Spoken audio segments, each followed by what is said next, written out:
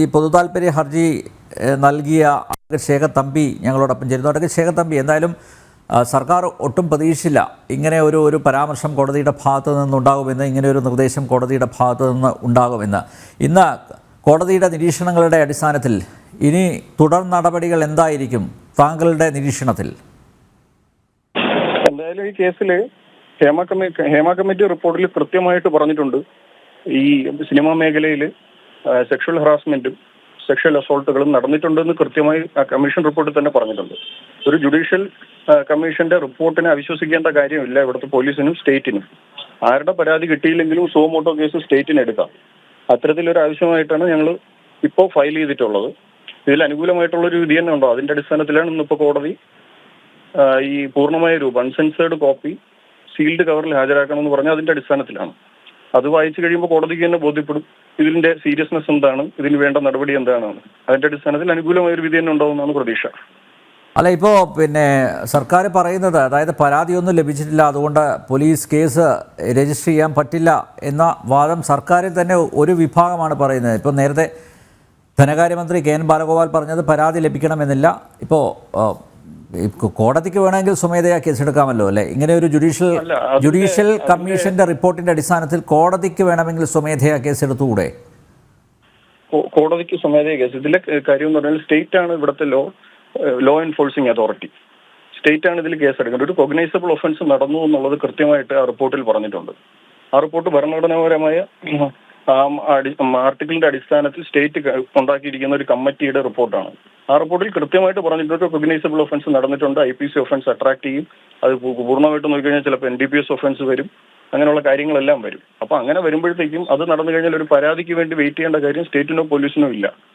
സ്റ്റേറ്റിന് സ്വമേധയാ സോമോട്ടോ കേസെടുക്കാനുള്ള അധികാരമുണ്ട്. എടുത്തതിന് ശേഷം അതിൽ കൃത്യമായിട്ട് അന്വേഷണം നടത്താം. ഈ സാക്ഷികളുടെയും ഇതിന്റെയും റിപ്പോർട്ടിൽ പേരില്ല എന്നേ ഉള്ളൂ. സാക്ഷികളുടെ വിവരങ്ങളെല്ലാം കമ്മീഷന്റെ പക്കലുണ്ടാവും, മൊഴികളും തെളിവുകളും എല്ലാം ഉണ്ടാവും. അതിന്റെ അടിസ്ഥാനത്തിൽ എപ്പോൾ വേണോ കേസ് രജിസ്റ്റർ ചെയ്യുകയും അന്വേഷണം നടത്തുകയും ചെയ്യാം. അല്ല, ഈ മൊഴി കൊടുത്ത സ്ത്രീകളുടെ പേരുകൾ അത് രഹസ്യമാക്കി വെക്കാം, സ്വകാര്യത മാനിച്ച്. പക്ഷേ ഈ പ്രതിസ്ഥാനത്ത് നിൽക്കുന്നവർക്ക് എന്ത് സ്വകാര്യതയാണ്? അതാണ്, അവരുടെ സ്വകാര്യത മാനിക്കേണ്ട കാര്യമില്ല. പ്രതിസ്ഥാനത്തുള്ളവർക്കെതിരെ അന്വേഷണം എടുക്കാം. ഇവർക്കെതിരെ കേസെടുക്കുമ്പോൾ സ്വാഭാവികമായിട്ടും മൊഴി നൽകിയതിലെ വിക്ടിംസ് എന്ന് പറയുന്ന ആൾക്കാരുടെ സ്റ്റേറ്റ്മെന്റ്, അവരെ കൂടെ പോലീസ് കാണുക, അതിന്റെ സ്റ്റേറ്റ്മെന്റ് എടുക്കേണ്ട ആവശ്യം വരും. എന്നിരുന്നാലും അവരുടെ സ്വകാര്യത നിലനിർത്തിക്കൊണ്ട് എന്ത് വേണോ ചെയ്യും. ഇന്ന് ഇവിടുത്തെ പോക്സോ കേസുകളിലും റേപ്പ് കേസുകളിലും എല്ലാം വിക്ടിംസിന്റെ പേര് സ്വകാര്യതയായിട്ട് തന്നെ നിൽക്കുകയാണ്. ഒരു ഓർഡറിലോ ഒരു ഷീറ്റിലോ അവരുടെ പേര് വരാറില്ല. കോടതിയിലാണെങ്കിൽ പോലും ഇൻ ക്യാമറ പ്രൊസീഡിങ്ങുകളാണ്. അതുകൊണ്ട് അത് ബാലിശമായിട്ടുള്ളൊരു കാര്യമാണ് സർക്കാർ പറയുന്നത്.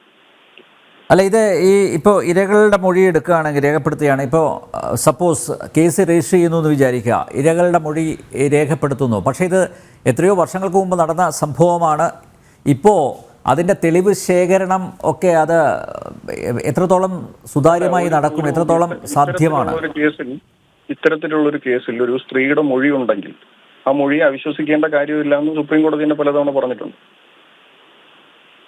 മറ്റൊരു കാര്യങ്ങളും ഇല്ലെങ്കിൽ സ്ത്രീകളുടെ മൊഴി മാത്രം മതി, ആ മൊഴി അവിശ്വസിക്കേണ്ട കാര്യം ഇല്ല എന്നും കോടതികൾ ഇതിനു മുമ്പ് പലതവണ പറഞ്ഞിട്ടുണ്ട്. അപ്പൊ അതൊരു വിഷയമല്ല. അല്ല, ഇത് കേവലം സിനിമാ മേഖലയെ മാത്രം ബാധിക്കുന്ന ഒരു വിഷയമല്ല.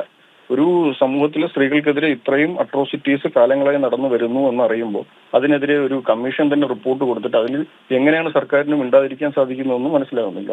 എന്നിരുന്നാലും എന്തായാലും ഇപ്പോൾ കോടതിയുടെ ഇടപെടലുള്ളത് കൊണ്ട് കൃത്യമായിട്ടുള്ള ഒരു അന്വേഷണം അതിൽ വരുമെന്നുള്ള പ്രതീക്ഷയിലാണ്. വക്കീലെ, ഒരു കാര്യം കൂടി, അതായത് സർക്കാർ ഇതിൽ ഒളിച്ചു കളി നടത്തുന്നു, സർക്കാരിന് എന്തൊക്കെയോ മറച്ചു വെക്കാനുണ്ട്, അത് തന്നെയല്ലേ വ്യക്തമാവുന്നത്? അത് പറയാൻ ഞാൻ ആളല്ല. എനിക്ക് അതിലെ രാഷ്ട്രീയം എന്തെങ്കിലും സർക്കാരിനുണ്ടാവും, അത് ഞാൻ പറയേണ്ട കാര്യമല്ലല്ലോ.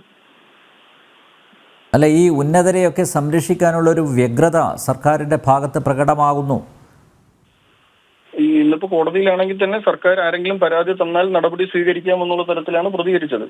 അപ്പോൾ എന്താണ് സർക്കാരിന്റെ ഒരു നിലപാട് എന്നുള്ളത് പൊതുസമൂഹത്തിന് മനസ്സിലാവുമായിരിക്കും. അതിലിപ്പോ രാഷ്ട്രീയമായിട്ടുള്ളൊരു അഭിപ്രായം എനിക്ക് പറയാൻ സാധിക്കില്ല.